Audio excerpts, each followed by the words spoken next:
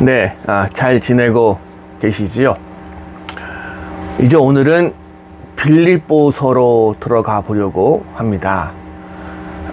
물론 사람들마다 취향이 다 다르기 때문에 일반적이라고 말하기는 어렵습니다. 그러나 이 빌립보서는 사실 저를 비롯한 많은 목사님들에게 많은 사랑을 받고 있는 성경이라고는 할 수가 있습니다. 왜냐하면 빌립보서를 주의 깊게 읽어보시면 빌립보 교인들을 향한, 빌립보 지역의 성도들을 향한 사도 바울의 간절한 마음이 구구절절하게 잘 느껴지기 때문에 그렇습니다. 그러다 보니 많은 목사님들도 좋아할 수밖에 없지 않을까 하는 개인적인 생각이 드는 부분입니다. 이 빌립보서가 다른 서신서보다, 다른 편지들보다 성도들을 향한 더 깊은 애정과 절실함을 담고 있는 이유는 아마 영상 보시기 전에 제목에서 보셨겠습니다만은 당시 감옥에 갇혀 있던 바울이 이제 본인이 죽임을 당할 것이라는 강한 예감 속에서 하나의 고별 설교, 이 말이 딱 좋습니다. 고별 설교로서 이 편지를 기록했기 때문입니다.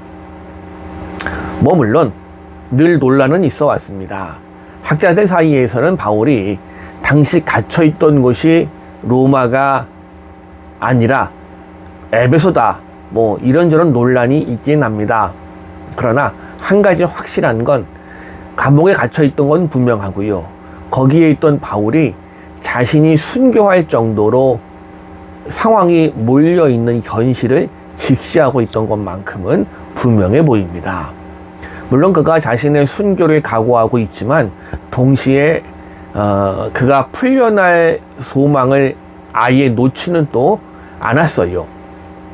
그래서 이 빌립보서 1장 19절은 기록합니다. 1장 19절인데 이 부분은 우리가 가진 성경보다 표준 세번역이 조금 더 뉘앙스가 잘 살아 있습니다. 1장 19절을 표준 세번역으로 읽어보지요. 나는 여러분이 기도해 주시고 예수 그리스도의 영이 도와주셔서 내가 풀려날이라는 것을 알기 때문입니다. 이렇게 그는 풀려날, 석방에 대한 소망을 놓치지 않지만 동시에 자신이 언제 순교할지라도 기꺼이 감당하겠다 마음의 고백도 하고 있습니다. 2장 17절입니다. 만일 너희 믿음의 재물과 섬김이 내가 나를 전제로 들릴지라도 나는 기뻐하고 너희 무료와 함께 기뻐하리니. 내가 전제로 들릴지라도, 제단 위에 재물로 바쳐질지라도, 생각해보면 언제든지 끌려나가서 짐승의 밥이 되거나 십자가에 매달릴 수 있는 상황에서 바울이 이 빌립보서를, 이 서신서를 기록했다면 그의 마음의 상태가 어떠했을는지 아마 짐작이 되시리라 생각합니다. 바울이 이 서신서를 쓰게 된 동기는 이렇습니다. 이 편지를 받게 될 빌립보 교회, 빌립보 지역에 세워진 교회들은 사도행전 16장에 따르면 바울 자신이 직접 세운 교회였습니다. 그래서일까요? 이 빌립보 지역의 교회는 사도 바울의 선교 활동을 처음부터 아주 적극적으로 도왔습니다.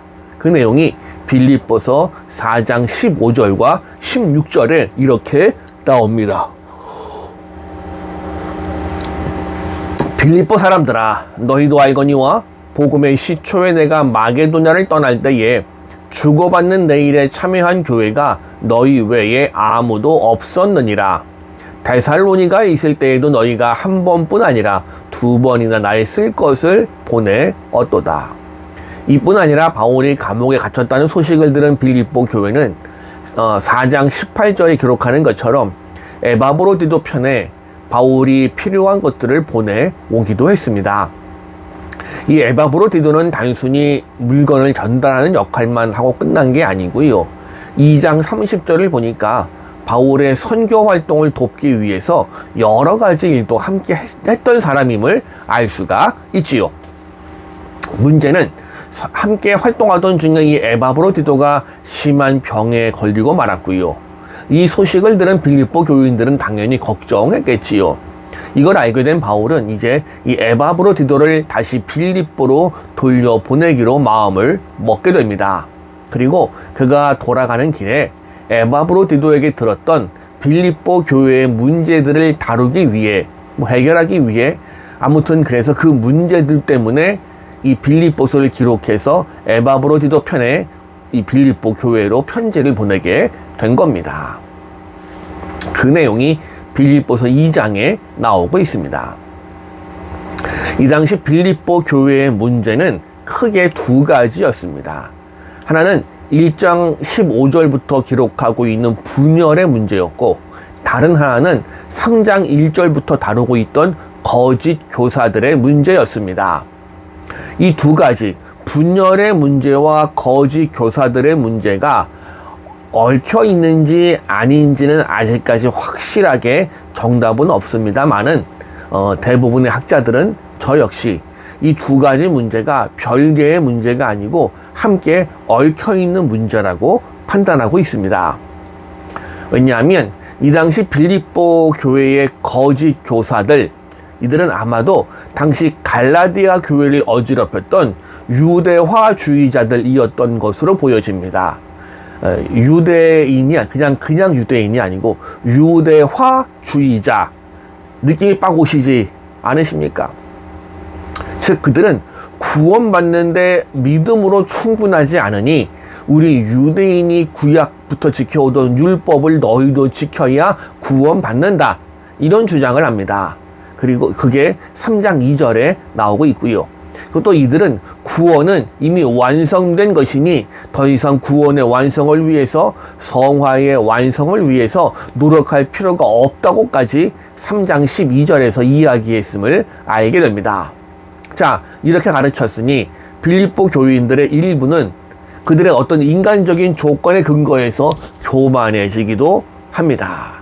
또 구원의 완성을 위해 노력할 필요가 없고 구원은 이미 완성되었으니 너희 마음대로 살아도 돼, 마치 오늘날 구원파들과 비슷한 주장을 펼치다 보니 당시 모범적인 사랑의 공동체였던 빌립보 교회가 분열될 수밖에는 없었을 겁니다. 그러니 이 고린도 교회의 두 가지 문제, 분열의 문제와 거짓 교사들의 문제는 떼어놓을 수가 없는 거지요. 그래서일까요, 바울은 이 빌립보서를 기록하면서 우선 분열의 문제에 대해서 1장 12절부터 30절까지에선 다른 사람이 아니라 나, 바울 자신을 본받으라고 권면합니다. 동시에 빌립보 교회는 공동체가, 그 교회라는 공동체가 하나가 되어야 됨을 2장 1절부터 18절까지에서 주님의 마음을 품으라고 권면하게 됩니다. 그 다음, 그러니 너희가 이제 거짓 교사들을 조심하라고 3장 1절부터 4장 1절까지 또 열심히 설명하고 권면하면서 다시 4장 2절부터 9절까지 해서 한 마음을 품으라 권면합니다. 즉 분열과 거짓 교사들의 문제는 별개의 문제가 아니었던 셈이네요. 그리고 이 빌립보서를 주의 깊게 읽어보시면 1장 3절부터 11절까지가 감사와 기도의 내용을 담고 있는데, 여기에서도 이 빌립보 교회 성도들을 향한 바울의 애정이 뚝뚝 떨어지는 것만 같습니다. 바울이 편지를 보낼 당시 빌립보 교회는 경쟁적인 선교 활동 때문에 속으로 상처가 많이 생기고 있었습니다. 이 경쟁은 그리고 조금 전에 말씀드린 유대화주의자들의 유입 때문에 촉발되었을 가능성이 크고요. 그 경쟁의 선두에 선 사람이 유오디아와 순두개였음을 4장 2절은 우리에게 암시해 줍니다. 유대화주의자들에게 설득당한 이 사람들, 바울이 감옥에 갇혀 있는 것을 보고 이게 좋은 기회네, 더욱 열심히 활동했고요. 그렇게 하는 게 바울을 괴롭힐 더 좋은 기회로 보았음을 1장 17절은 말합니다. 1장 17절 한번 보시지요. 그들은 나의 매임에 괴로움을 더하게 할 줄로 생각하여 순수하지 못하게 다툼으로 그리스도를 전파하느니라. 자신이 매여 있음을, 옥에 갇혀 있음에 괴로움을 더해 줄 줄로 생각해서 그리스도를 전파한다. 근데 이런 모습에 대해서 바울은 이어지는 18절에서 말합니다. 그러면 무엇이냐? 거칠애로 하나 참으로 하나 무슨 방도로 하든지 전파되는 것은 그리스도니 이로써 나는 기뻐하고 또한 기뻐하리라. 자, 그런데 이렇게 말하면 혹시 시험에 드실지 모르겠지만 1장 18절은 그동안 잘못 해석되어 온 대표적인 구절이 1장 18절입니다. 이 18절만 딱 떼서 놓으면 이렇게 이래요. 거칠애로 하나 참으로 하나 무슨 방도로 하든지 전파되는 건 그리스도니 나는 기쁘다.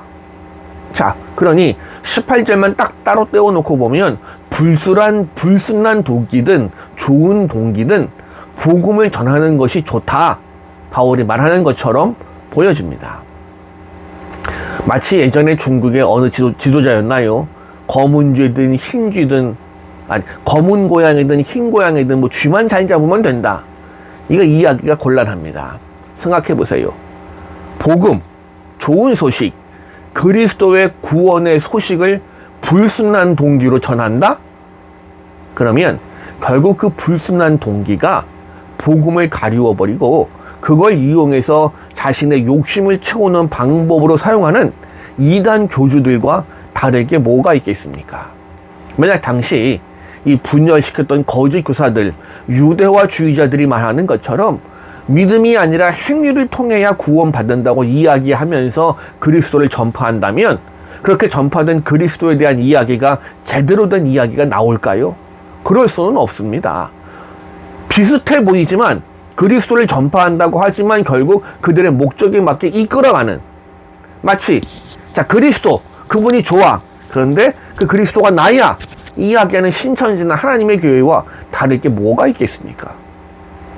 그러니 결과만 좋으면 좋다는 건 신앙에서는 곤란합니다. 신앙에선, 복음에선 동기도, 과정도, 결과도 좋아야 하는 겁니다. 불순한 동기로 시작하니까 끝이 달라지는 이단이 튀어나오는 겁니다. 그러니 1장 18절은 18절만 딱 떼어서 볼 게 아니고요. 그 이전에 있는 17절의 말씀도, 그리고 빌립보서 전체 맥락에서 해석하는 게 옳습니다. 이야기의 맥락 속에서 18절을 바라보면 이런 이야기입니다. 바울은 감옥에 갇혀있는 바울에게 괴로움을 더하게 하려고, 바울을 더 괴롭히려고 열심을 내서 복음을 전하는 그들에게, 그래, 나는 그것 때문에 괴롭지 않아, 나는 상처받지 않아, 이걸 보여주는 내용이라고 보는 게 올바른 해석이겠지요. 즉, 내 그릇은 이만큼 크고 너희는 옹졸하구나, 이 이야기도 숨어 있는 겁니다. 그리고 18절에서도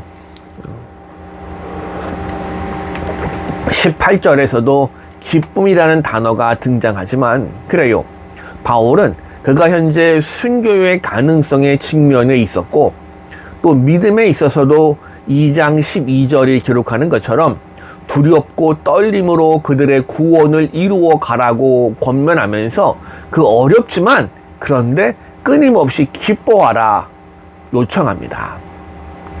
빌립보서 고작 4장으로 이루어진 성경인데 여기 기뻐하라는 단어가 제가 지금 대충 세워보니까 16번 정도 나오는 것 같습니다.